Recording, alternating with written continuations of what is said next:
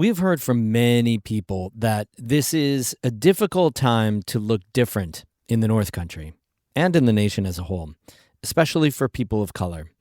ICE continues to ramp up detaining and deporting people, even in many cases if they have legal immigration proceedings underway. One advocacy group in the Adirondacks is helping immigrants prepare for that day if ICE comes knocking. That's today's story of the day. Support for Story of the Day comes from the Clarkson School, offering advanced high school-age students the opportunity to start college early at Clarkson University. clarkson.edu/TCS. Hey, I'm David Sommerstein. It's Friday, August 28th. First up, cases of measles, once thought to be largely eliminated in the United States, are on the rise in rural New York State. Jefferson County Public Health says people should be extra cautious. 23 measles cases have been confirmed in New York outside of New York City. No measles cases have been confirmed in the North Country region yet. Measles is a highly contagious infection that can cause serious illness and hospitalization, even death. The best way to prevent measles is to get a vaccine. Unvaccinated people, including infants, face the highest risk. Symptoms include high fever, cough, runny nose, and watery eyes. Healthcare officials urge people with these symptoms to call their local emergency department before going in person to avoid the risk of spreading the infection. The U.S. Army Corps of Engineers is taking public comment for a few more days on a planned graphite mine in the North Country. As Samuel King with the New York Public News Network reports, the project is part of an effort to bring mining of the critical mineral back to the United States. A number 2 pencil contains graphite. So do the batteries that power electric vehicles and smartphones. But most of the graphite used in the United States now is imported from overseas. The Empire State Mines Project in St. Lawrence County and others across the country aim to change that. Titan Mining Vice President of Operations Joe Rowe says the mine would meet 40% of current U.S. demand when it's fully up and running and provide hundreds of local jobs. Where it's not just a matter of local and state economic benefits, it is also a matter of national security in that that graphite has been defined as a critical material. Stephen Kessler is a professor emeritus at the University of Michigan. He says the North Country site likely offers high-quality deposits, but overseas production might still make more economic sense at this point. And if we want to have some sort of domestic production, we have to make it work. And making it work would require probably some sort of price support system, perhaps tariffs. Titan Mining is seeking a water permit from the Army Corps of Engineers. The public can comment through August 31st. They hope to begin commercial production in 2028. In Albany, I'm Samuel King for the New York Public News Network. Local officials are praising the military's selection of Fort Drum to host a nuclear microreactor as a once-in-a-lifetime boon to the Army base near Watertown. But the technology is totally unproven and comes with some big questions. Here's my story on that. Advocate Drum is a nonprofit based in Watertown that does just what its name says it does: make the case for Fort Drum to remain strong in Jefferson County and stave off potential base cuts or closures, as befell Plattsburgh Air Force Base in the 1990s.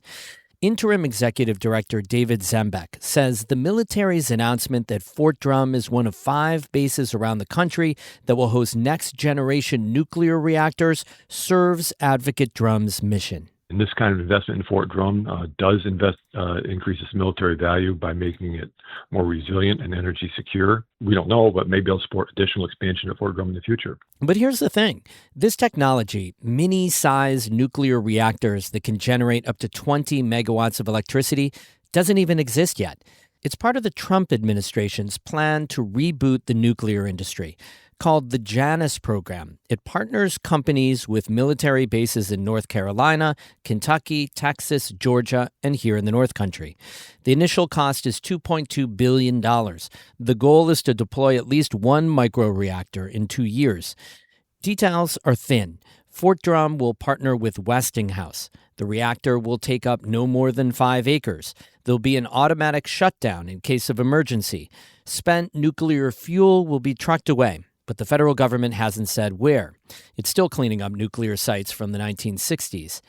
Advocate Drum's David Zembeck acknowledges nuclear power has a scary history, but he says the military won't endanger the more than 15,000 troops stationed at Fort Drum. This is not the large, smokestack, huge facility. You think they're about the size of a shipping container.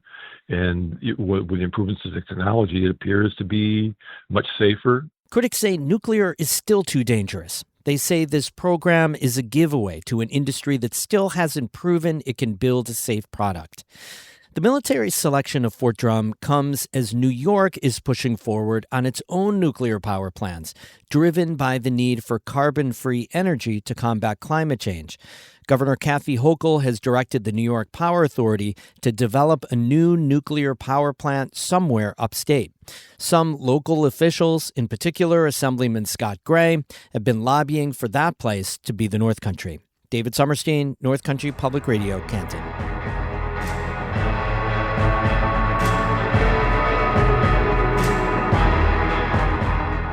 An immigration advocacy group in the North Country is getting more than $30,000 to expand its programs. North Country Immigrant Allies will use the money to hold Know Your Rights workshops and clinics that help immigrant families prepare in case someone is detained by ICE. As David Escobar reports, the group says the funding will also help advocates overcome language barriers with the people they serve. When someone is detained by immigration agents, a lot of things need to be taken care of. A car could be impounded, a paycheck could go undeposited, and kids could come home from school without a parent there to take care of them. North Country Immigrant Allies coordinator Keela Grimmett says her group helps families plan for those possibilities ahead of time. Very similar to creating a will. And so it's really thinking through all of the pieces of this so that if it happens, it's plan for the worst, hope for the best. Until now, Grimmett's group has relied mostly on grassroots support to do that work. Now, it has more than $32,000 from the Adirondack Diversity Initiative, a project of the Adirondack North Country Association. Most of the money will go towards weekly family preparedness clinics. Grimmett says immigrants worried about being detained or deported can sit down with volunteers to walk through paperwork, things like power of attorney or putting money together for legal bonds before somebody is in custody. As much as folks can have in place prior to detainment as possible, the more effective we can be at supporting them when detained. But Grimmett says one of the biggest challenges she's facing is language access.